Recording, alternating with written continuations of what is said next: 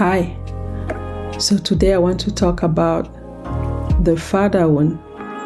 So last time I talked about the mother wound, and so now it's another episode now on the father wound. In the mother wound episode, I said my mom was married very young. So in my village, so my mom was married to my father, who was a prince and who had several wives. So my mom grew up seeing my father visit her grandfather, because my mom was raised by her grandparents. And so this man, my father, would come and visit my great-grandfather. And so she knew him. But one day they decided to marry her to this man. So she became, wife number, in a compound where my father had his main house and then rooms for the wives and their children. So it's in that context that I came to the world. And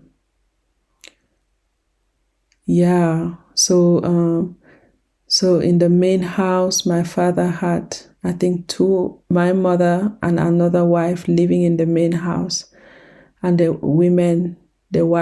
other wives in apartments on the compound. So it created already a lot of tension, because some women kind of were favorite and could live in the same main house like our father and stuff. So it was not a good situation. And even aside from that, it was really a bad situation.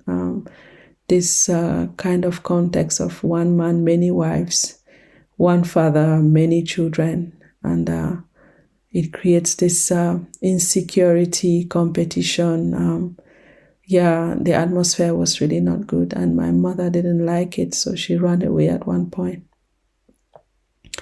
What I discovered recently is that when my mom ran away and left us with our great-grandmother, apparently our father came to take us, and our great-grandmother said no.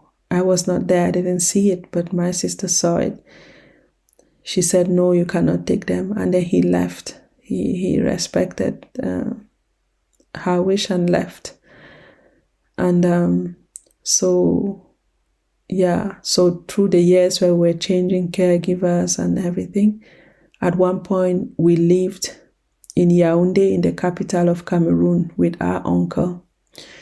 And my uncle, who died recently, it's still a real heartbreak, he introduced me to my father.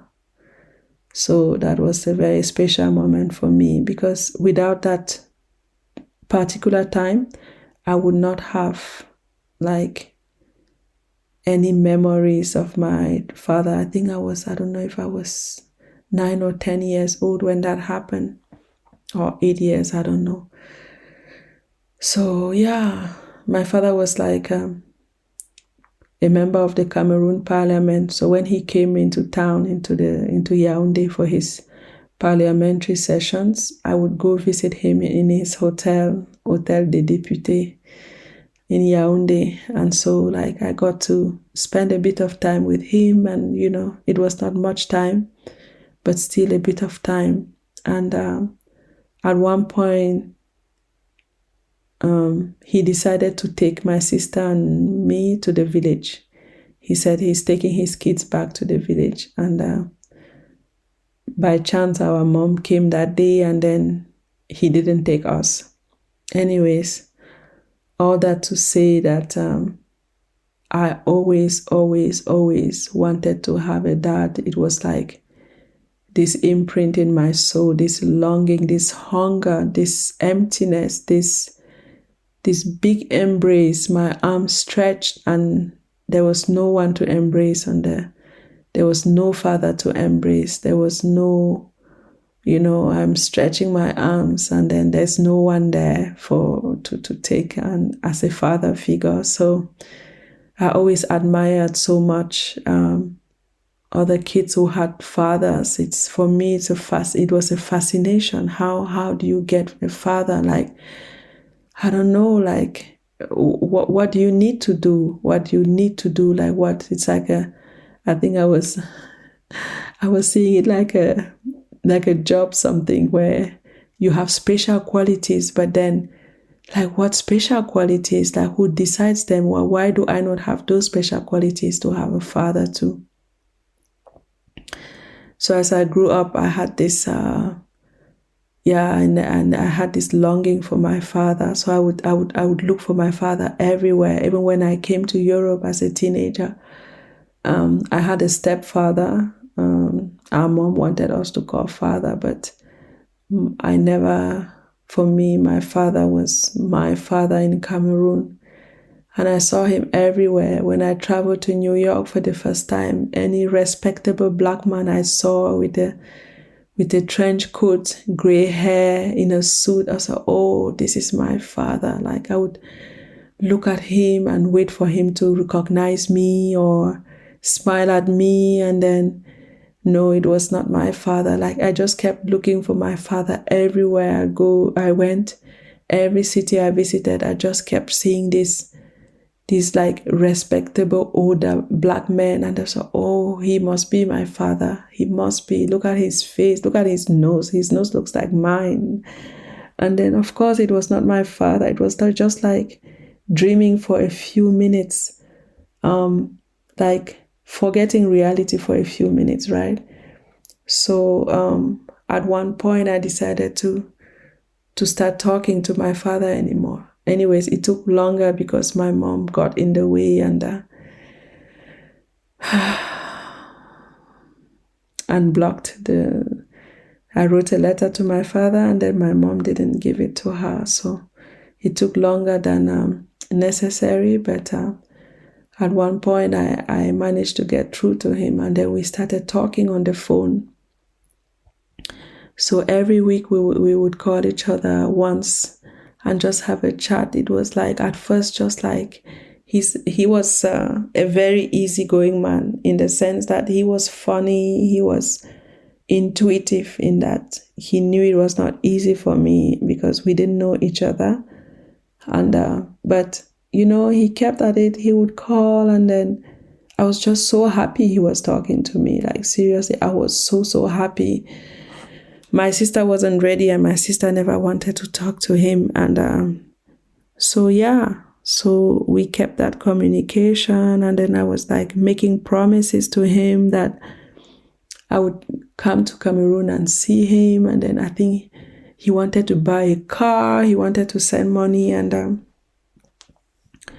for us to like buy him a car in Europe and send to Cameroon, as it was done at the time, a lot at the time.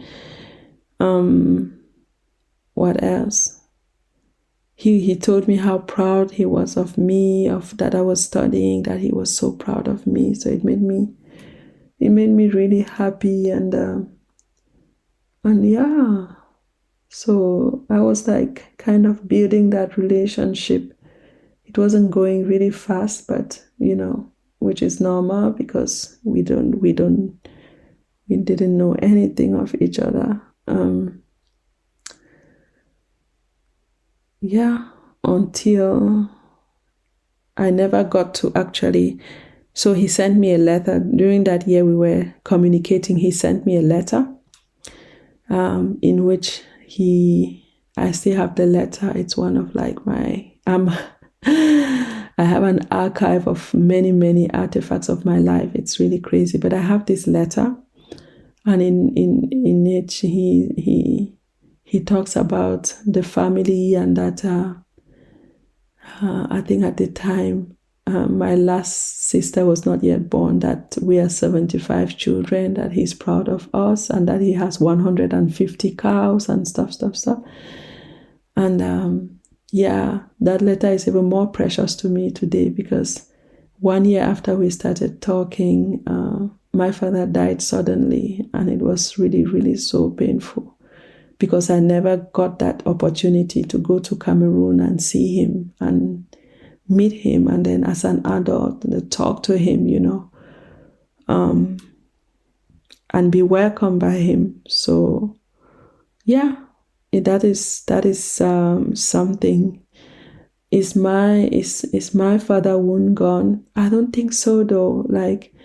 But I'm not. How do I say it? I'm not so bothered by it. I'm not so. It played a lot of. It was. The consequence was like self-sabotage in relationships, inability to trust, and fear of abandonment, terrible fear of abandonment. And I've been with my partner for 10 years. It's not always been easy, but I think I don't have that fear of being abandoned anymore. And it comes from this relationship that, we have built for 10 years. So it has repaired many things.